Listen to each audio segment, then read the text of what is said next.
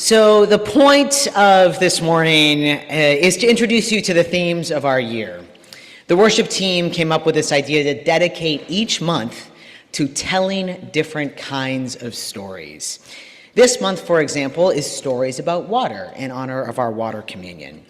But before I get into the themes of the year, I wanted to start with my own story about water. And I'm going to start with a visual, if you'll put that up. And I printed this off.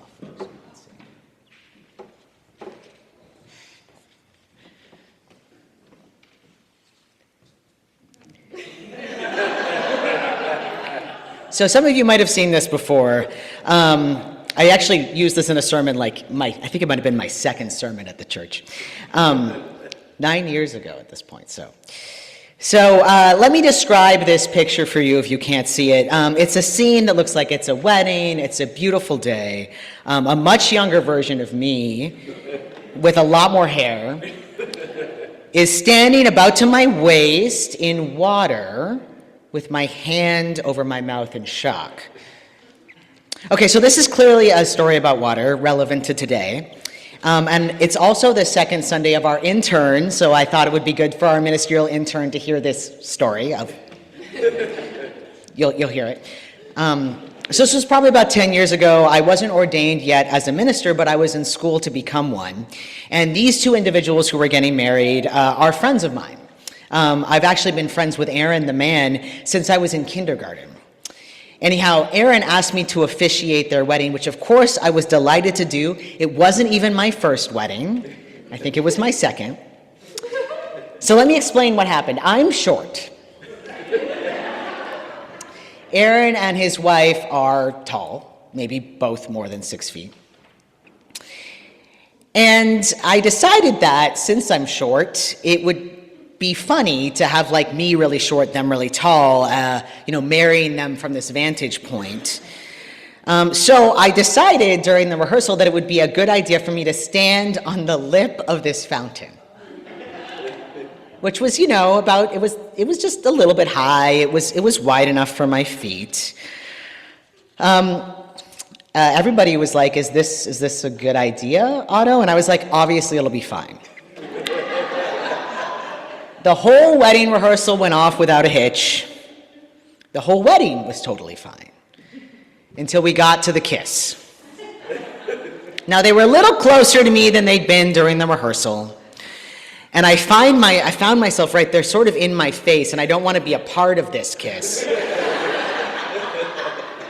I've actually learned since then that you're supposed to get out of the picture, so you're not in the picture when they're, anyhow, now I know.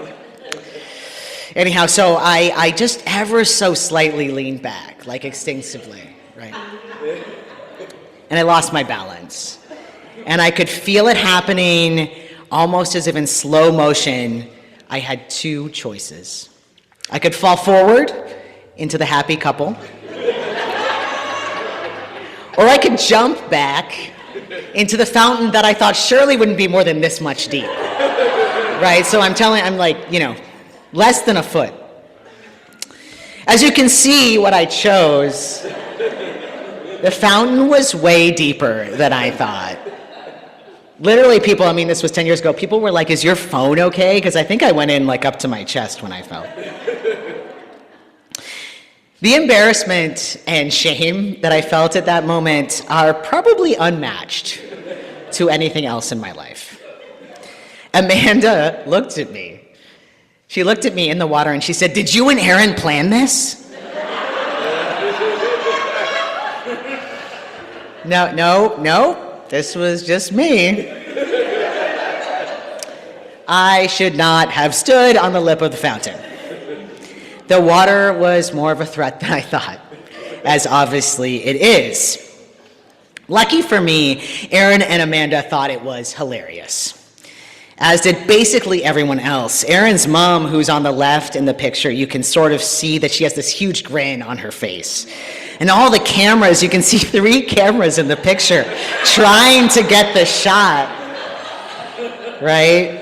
That doesn't even include the professional photographer who is like, I'm getting this one, right? And since this moment, this story has been one of my most favorite stories to tell, as it is for Aaron and Amanda. But in that moment, and the time that followed, I felt like I might never recover. I can still feel that twinge inside me. I ruined their wedding. Did I ruin my friendship with them? How do I ever officiate another wedding if this is what happens when I do one? And Becca and Claire, whose wedding I'm officiating next summer, who happen to be here, are you getting married in front of a water feature? Oof, thank God. Okay. I think we'll be okay. Anyhow, I have officiated many weddings since then, and I have not fallen in water in any others. So it serves as a bit of an illustration, right? Authenticity, not perfection. And I've used this on more than one occasion. And it's a story that humanizes failure, right, and embarrassment. It also highlights friendship and human connection being more important than the perfect wedding. And it has brought so much joy and laughter in the 10 years since it's happened. And I'm sure when you see this image, you can imagine how I felt. You can feel that kind of vicarious embarrassment. Or maybe think to yourself, I am so glad that wasn't me. You might be able to relate to it or think of a time that something like this happened to you. And perhaps you and I are more connected now. It also teaches us that we can recover from failure. That one moment like this doesn't have to define someone, even if it happens doing the thing they're supposed to be good at. It tells us to listen to the wisdom of others and maybe not stand on the ledge of that fountain if everybody else thinks it's a bad idea. But then, even if you do, you can make mistakes. And we can share those mistakes with others without fear of being judged here. A man I didn't know at the wedding lent me his car to drive back to my hotel and grab the only change of clothes I had. It was in California. The kindness and trust certainly wasn't a given, and I was soaking wet, and he had a brand new Tesla. And maybe it also tells us to assume the water is deeper than we imagine, to investigate a little bit before we stand on the ledge. But all that meaning-making, it happened in the days, months, and years that followed this incident. There were dozens of stories flying around in that moment. The story I was telling myself of ruining the wedding. The story Amanda was telling me of her husband doing it on purpose, her husband and me as a joke. The photographer immediately trying to get the shot. Aaron's dad, also on the left, got up from his chair, ready to save me. It took a while for the narrative to clear. This was a funny thing that happened. A joyous thing that happened. Aaron's sister said it was the best thing that happened at the wedding. And we could learn and make meaning from it. Okay, Nick, you can take the picture down.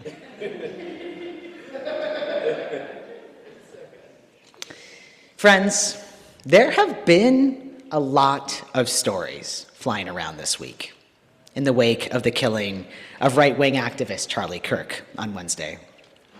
Stories that describe him as a good man to be mourned by the country, of the tragedy of killing a young man with a family, of gun violence, of the differences of reactions to this killings and other killings, political and otherwise, in our country.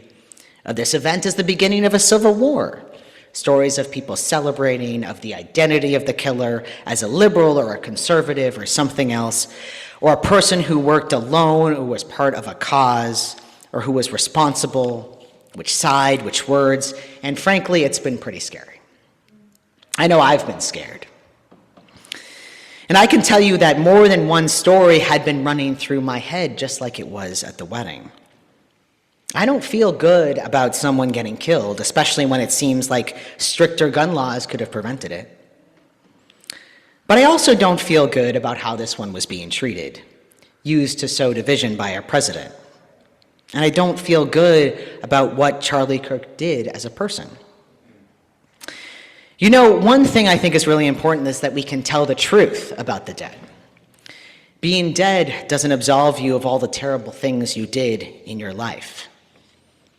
Charlie Kirk did not do good in his life. His views, which he sprouted about black people, trans people, immigrants, women, Muslims, you name it, were actively harmful. And he helped get those views in the mainstream and elect people and leaders, in particular our president, who'd rather than try to unite us at a time like this, threaten all those who disagree.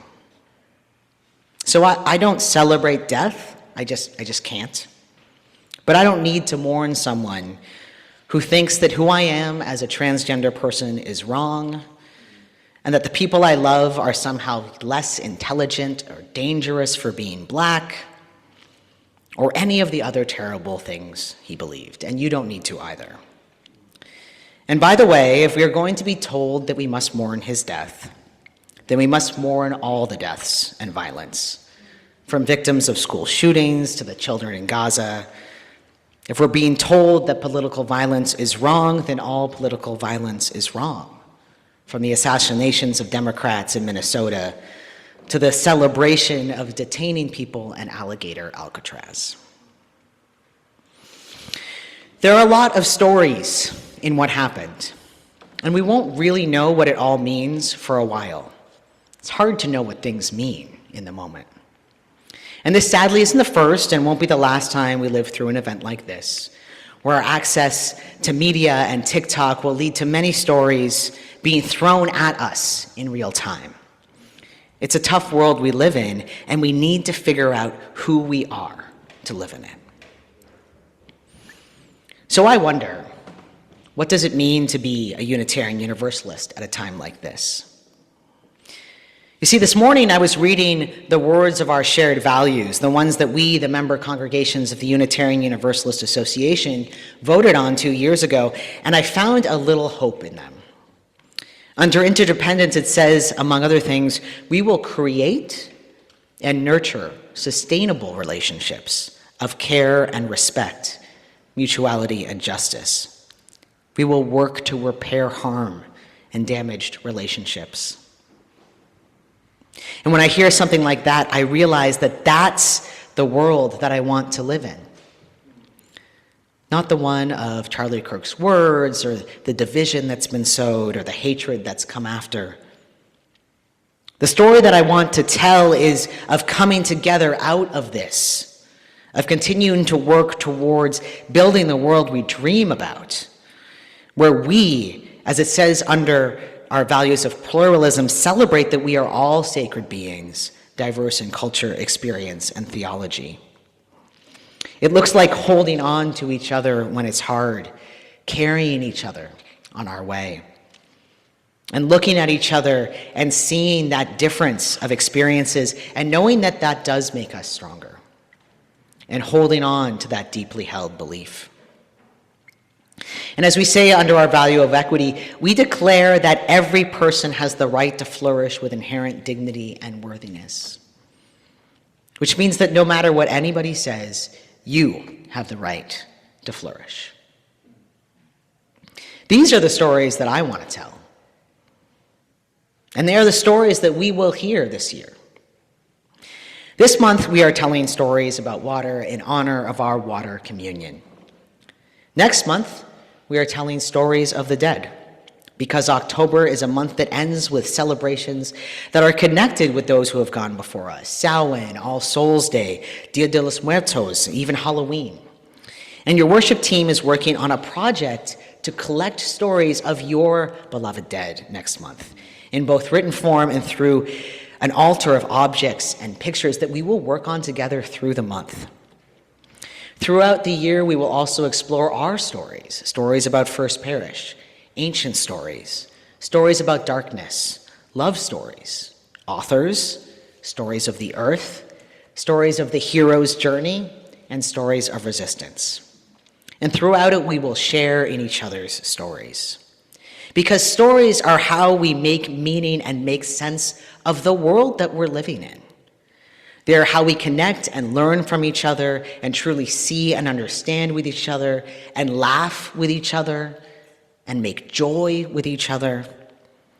In fact, it's been studied that through stories we process trauma. And creating narratives can help us to heal. And we certainly need healing right now, and we will continue to need it. In fact, one of the most important things you can do when you come to the end of someone's life is to ask them to tell you stories about their life. We have all these stories about our lives, these narratives that we use to make meaning. And so we will tell stories about ourselves and each other and also about our world.